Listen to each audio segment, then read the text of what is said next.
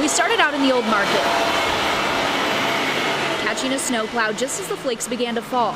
Crossing the bridge into Iowa is where the trouble really started. By the time we got to Missouri Valley, we weren't the only ones making the trek. Julie Wells was driving from Omaha back to Battle Creek. Awful. It's really been bad. It's blowing so hard across the road, it's hard to see. She says at one point she considered turning around. Find a place and pull over. Yeah. If it gets worse than what it is now, I would definitely, if it'd be me, I'd pull over. The high wind whipping the snow across Highway 30, making it impossible to see. That's why some semi-truck drivers started pulling off the road. One driver told us he worried his semi would blow over in the high winds.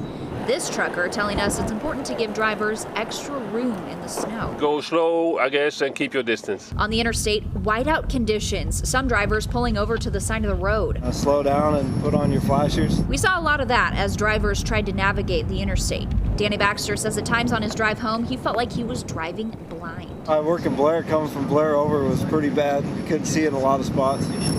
It's kind of whiteouts, I guess.